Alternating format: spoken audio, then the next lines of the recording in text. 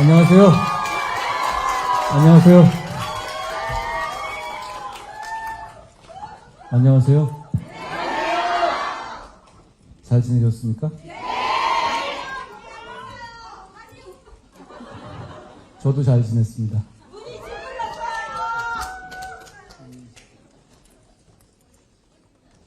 저를 지키려 하지 마십시오. 제가 여러분을 지키겠습니다. 저는 포기하지 않겠습니다. 제가 여러분과 인사할 때 마지막으로 이 얘기를 했던 것 같습니다. 저만 기억하는지 모르겠지만요. 저는 오늘의 얘기를 그때로부터 시작하겠습니다. 다시 시작하겠습니다.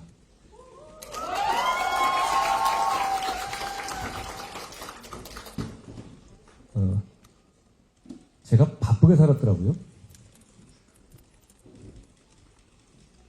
이렇게 젊은 시절 이후에 제 생활을 돌아보니까 12월 24일 크리스마스 이브하고 크리스마스를 그냥 온전하게 쉬어본 적이 단 한 번도 없더라고요. 대개 일을 하고 지냈던 것 같습니다. 그 작년에는 비상대책위원장으로 가게 돼서 어떻게 해야 될지를 고민하고 준비하면서 지냈고요. 그 이전에도 계속 일을 하면서 보냈습니다. 그런데 이번 크리스마스는 완전히 처음부터 끝까지 제 시간이었어요. 제 집에서 가족들도 바쁘고 해서 저랑 놀아줄 것도 아니어서 크리스마스 이브하고 크리스마스에 집 주변에 있는 카페에서 혼자 책을 좀 보고 그랬거든요. 근데 그때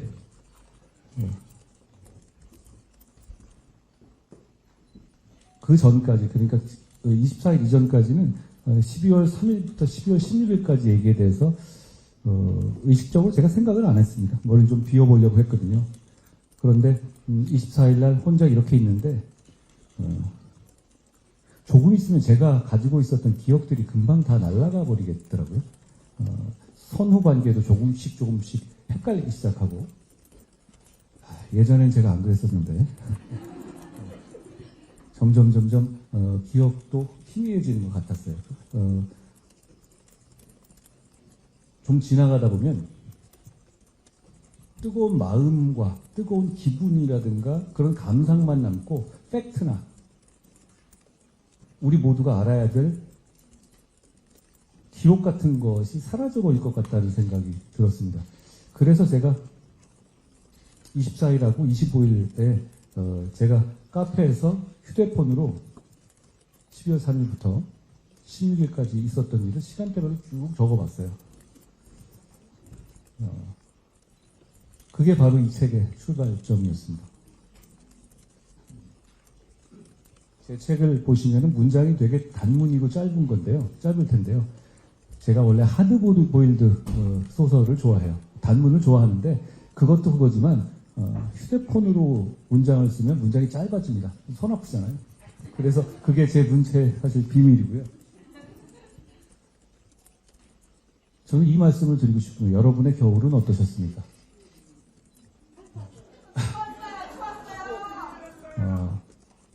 저도 많은 생각을 하면서 보냈는데요. 우리 대한민국에서 지난 겨울을 보내면서 많은 분들이 고통스럽고 많은 분들이 안타까우셨을 거라고 생각합니다. 저도 그런 마음이었어요.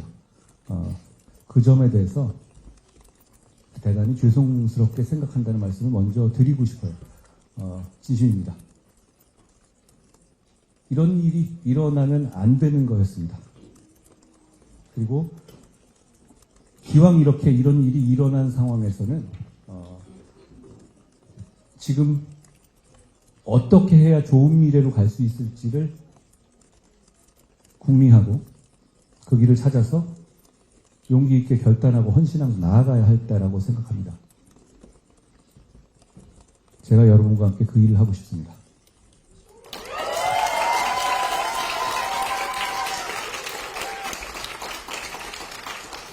광장에 많은 분들이 나와 계시잖아요. 이쪽 저쪽에서.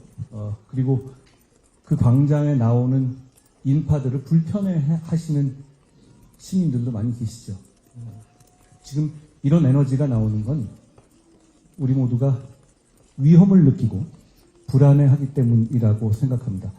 한쪽에서는 계엄령이 선포됐고 한쪽에서는 29번의 탄핵이 시도됐잖아요.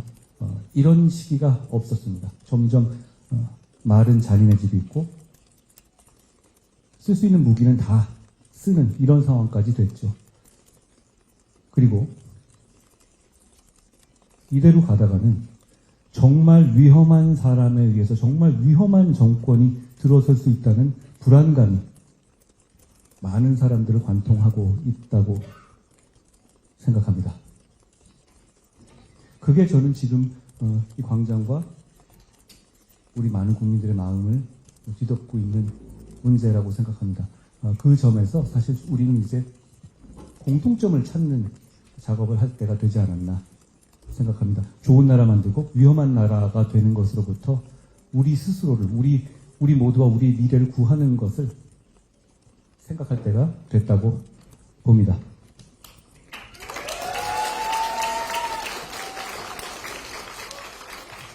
우리 헌법이 1987년에 만들어진 게 지금 우리가 쓰고 있는 헌법이죠. 87체제의 극복이라는 말씀 많이 들어보셨죠? 87년에 굉장히 어리셨던 분들이 많이 계실 것 같은데요. 태어나지 않았던 분도 계실 것 같고요. 그런데 먼저 오해는 하나 풀어야겠습니다. 87헌법, 87체제는 대단히 위대한 체제입니다. 우리가 그 87년 헌법을 가지고 선진국이 되지 않았습니까? 그 87년 헌법을 가지고 민주주의 국가가 되지 않았습니까? 저는 이 헌법에 대해서 대단히 고마운 마음을 가져야 한다라고 생각합니다. 그런데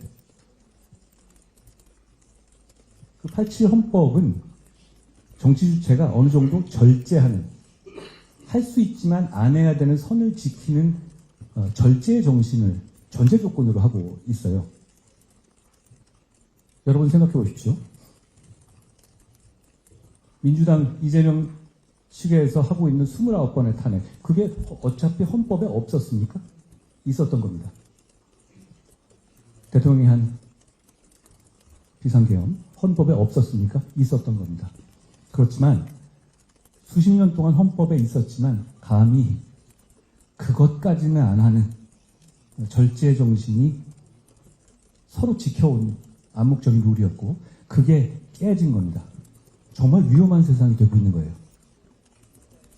그렇기 때문에 87년 체제는 극복해야 할 때가 된 겁니다. 이번에 극복하지 않으면 다음번엔 정말 더 잔인한 세상이 될 겁니다. 이것 이상으로 가지 않겠어요? 그렇기 때문에 저는 87체제 극복이 단순한 과거의 극복이 아니라 미래를 위한 초석이라고 생각합니다. 그렇기 때문에 제가 정치를 재개하면서 새로운 시대를 바꿔야 한다는 말씀을 드린 겁니다. 제가 2달 동안 쉬면서 87년 헌법을 만드는데 관여한 어르신들을 좀 찾아뵀었어요. 그런데 제가 그때 그분들 뵈면서 느낀 게 뭐냐면 87년 헌법이 대단히 짧은 시간에 만들어졌다는 거였습니다. 몇 명이 앉아서 몇 달 만에 끝냈다는 거예요. 당시에는 직선제만 관심이었고 나머지는 그렇게 국민들이 관심이 없었다는 겁니다. 그래서 87년 헌법을 만들 개헌 작업은 대통령을 간접선거에서 체육관 선거에서 직접 선거로 뽑는 조항을 만들고 그리고 유신 헌법에 있었던 아주 대표적인 독소 조항만을 좀 고치고 그리고 이렇게 말했다고 합니다. 나머지는 우리 차차 금방 고칩시다. 이렇게 해요. 시대에 맞지 않는 조항들이 많이 있었지만 이거는 우리 급하니까 일단 이렇게 하고 곧 우리 이번 정권에서 제대로 고칩시다 라고 했다는 겁니다. 그게 벌써 87년 이래 거의 40년 가까이가 지나고 있는 겁니다. 그렇기 때문에 87 헌법은 몇몇 핵심적인 조항들 말고는 유신 헌법을 그대로 가져오고 있는 겁니다. 그러니 AI 시대, 그리고 인권의 시대, 그리고 군인과 보훈의 시대에 맞지 않는 조항들이 그대로 남아있는 거예요. 그러니까 시대를 바꿀 때 단지 대통령제를 중임제로 한다. 그리고 상하 양원제를 한다. 이것도 중요한데 우리가 AI 시대 그리고 앞으로 우리 모두가 잘 사는 복지와 성장의 선순환 시대를 준비하기 위해서 많은 부분을 고쳐서 50년, 100년 쓸 수 있는 헌법을 만들어야 한다고 생각합니다. 여러분, 그런데 이런 말을 하는 사람은 많았습니다. 그런데 늘 되지 않았죠. 개헌 얘기가 나왔을 때 항상 에이, 정치권의 일이야 라고 많은 분들이 여론조사에서 부정적으로 답하는 이유는 그게 되겠어? 라고 생각하기 때문일 겁니다. 그런데 이번에는 반드시 해내야 합니다. 제가 이런 질문을 드리고 싶습니다. 이런 일을 또 겪으실 겁니까? 이런 일을 또 겪게 되면 대한민국의 미래는 없습니다. 여러분, 의료 사태. 트럼프 대통령이 온 이후에 국제적인 관계의 문제, 경제 성장률의 저하의 문제, 서울 집값 상승의 문제, 대단히 중요한 문제들이죠. 그런데 언론 지면에서 잘 안 보이죠? 계엄이니 탄핵이니 이런 이슈들이 다 장악하고 있잖아요. 언론 지면을. 그럼 과연 우리가 진짜 해결해야 될 이런 우리 민생의 문제들, 미래의 문제들이 없어진 겁니까? 아닙니다. 정치의 문제, 정치가 해결하지 못하고 있는 장애물 때문에 뒤로 치워져 있는 겁니다. 저희는 다시 그걸 끌어올려야 하고 그걸 하기 위해서 과거를 극복하고 계엄의 바다를 건너야 한다는 말씀을 드리고 싶습니다. 그렇지 않으면 새로운 미래로 갈 수 없기 때문입니다. 그렇게 개헌을 하는 방법은 왜 지금까지 개헌이 안 됐을까요? 저는 이렇게 생각합니다. 모두가 새로운 시대의 주인공이 되고 싶어 하는 욕심이 있었기 때문이라고. 그런데 새로운 시대는 구시대를 온몸으로 정리하겠다, 굳은 일로 정리하겠다는 희생과 헌신이 없으면 절대 열리지 않습니다. 나까지만 충분히 뽑아먹고 다음부터 하자. 이런 마음으로는 절대 새 시대가 열리지 않습니다. 결국 누군가의 희생이 필요하고 누군가의 굳은 일이 필요하고 누군가 구시대, 87체제의 문을 닫는 굳은 일의 역할을 해야 하는 겁니다. 저는 그런 면에서 앞으로 새 시대를 준비할 사람은 그런 희생의 정신을 다짐하고 국민들께 약속해 드려야 한다고 생각합니다. 그래야만 87체제를 정리할 수 있고 새 시대의 문을 열 수 있습니다. 이번에는 반드시 시대를 바꿔야 합니다.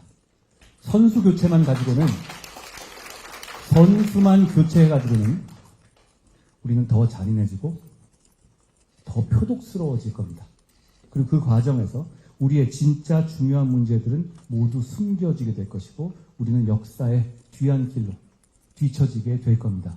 그렇기 때문에 선수 교체가 아니라 시대 교체를 꼭 해야 한다는 말씀을 드리고 싶었습니다. 여러분 모두 다 아시는 말씀이겠지만 그래야 우리 모두 좋은 나라 만들 수 있지 않겠습니까?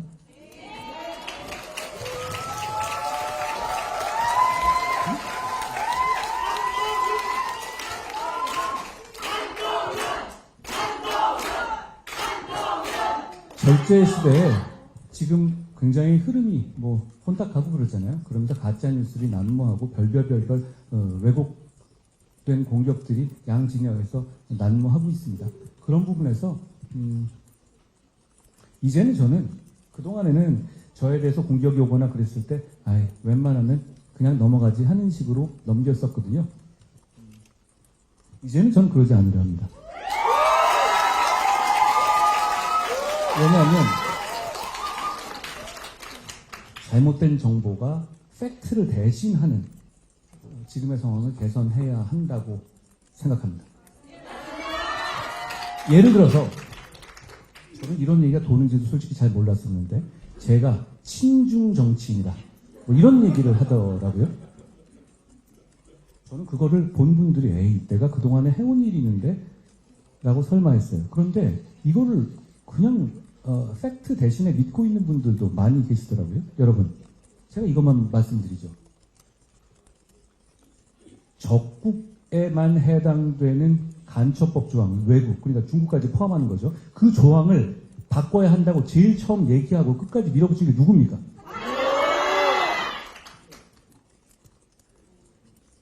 영주권자의 영주권 부여 요건을 훨씬 강화해야 한다고 주장한 게 누구였습니까? 지금 외국인에게 지방 투표권을 주고 있죠? 그 투표 요건에 대해서 상호주의를 강화하자고 주장한 게 누구였습니까? 상호주의 강화를 설명드리면 이런 겁니다. 그 나라에서 우리나라한테 해주는 만큼만 해주겠다는 것이죠. 그 뜻은 뭐냐?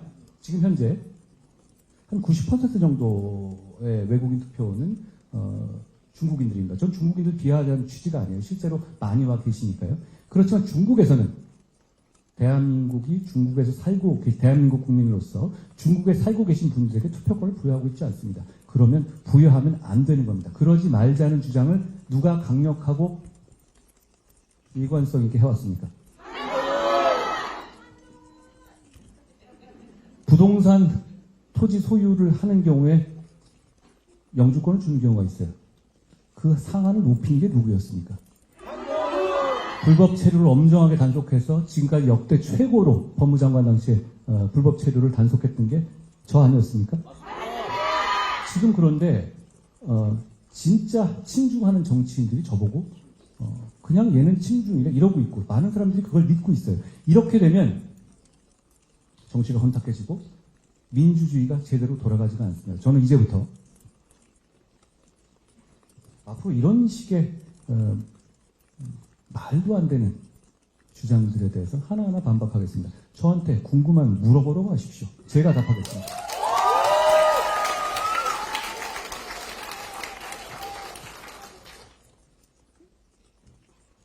저한테 정치 왜 하느냐라고 물어봤을 때 저는 항상 이렇게 답해왔습니다. 앞으로도 그럴 거고 제가 정치 끝날 때까지 똑같은 말을 할 것 같아요. 저는 나라가 잘 됐으면 좋겠습니다. 그 마음이고 그 마음을 같이 하는 분들께서 많이 와주셔서 든든하고 고맙습니다. 저는 여러분과 함께 좋은 나라 만들고 싶습니다. 고맙습니다.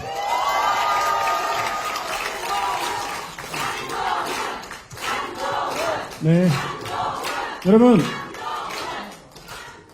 한동훈 대표 오랜만에 뵈니까 기분 좋으시죠? 다시 한번 큰 박수 부탁드리겠습니다.